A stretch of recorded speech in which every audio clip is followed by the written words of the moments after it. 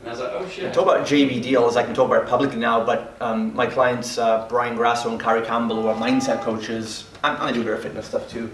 We've been working on big JVs at the highest level, and the bigger the deals get, the longer these things can take, and you've got to be a real relationship builder and focus on the process.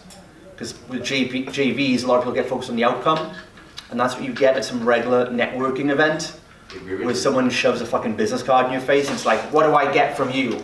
How can I use you? How can I pour you out, basically? You get a knuckle sandwich. Yeah.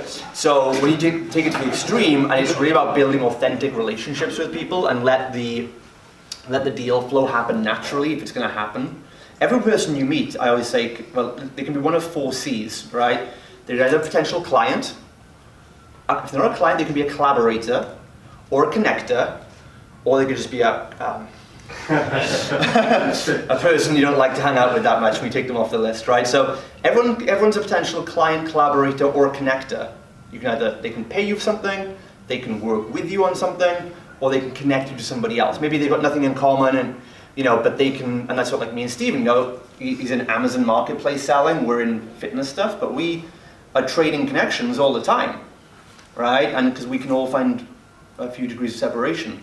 Just as well, your competitors are also a great source of referrals. Yeah. And you guys might think that, but they are, because they do different stuff. Yeah, if you can complement them with something, So we'll touch on. I'm going to touch on JVs in a bit, on some newer stuff I've been developing, what I call power networking, which is a bit of a shit term. But who follows my podcast? Who watches my podcast? A few guys. Who's listened to the one on power networking I did most recently? Oh, a few of you guys, right? In the back. Yeah. So that still freaks me out a bit.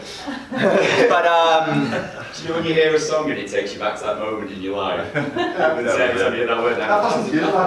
But I'll talk a bit more about that later. But you guys listen to it, like that's pretty edgy stuff, right? Yeah. It's like what I call like the social networking. It's freaking insane. I've just secured, those of you coming on our April immersion event in Cyprus next month, I've secured a 3-day venue for free for us. My team have been spending 2 weeks looking for a venue to pay for 3 days. I've used what I've told you guys and gone and got it for free on a rooftop terrace, and they're going to give us drinks and food as well. They're not going to run out of beer this time, are they? No, that was a tragedy. So I warned them. We've got a crazy Aussie coming, need more beer. And then talking back to JVs again, this is exactly how I met everyone in this room pretty much, especially me and Trevor have done a lot with JV marketing. I'm not sure exactly what you're going to go into. You cover a lot of stuff. I'm not sure exactly. I didn't actually know I was doing a presentation until I got here, so. You're quite finalised. I'm going to touch base on some copy stuff,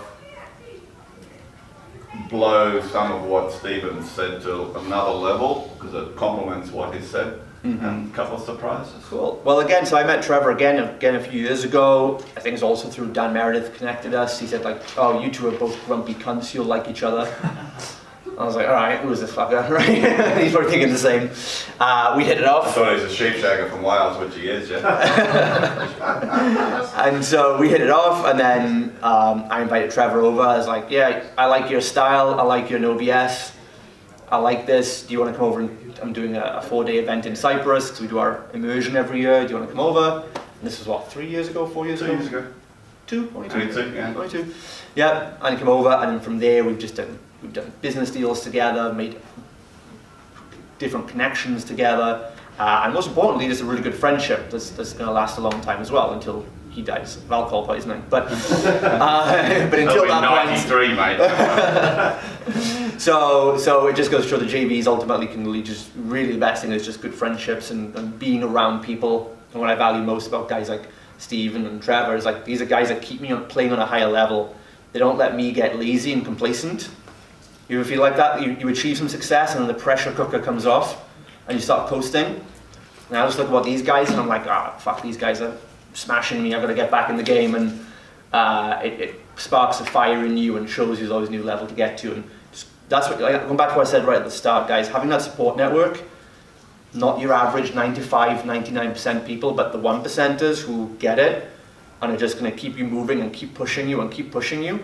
That's what you need in your life, really, if you want to succeed at a high level as an entrepreneur. Does that make sense? Cool. All right, well, I don't know exactly what we're going to talk about, so I'll let Trevor come on and just do his thing. And you can take it from there, yeah?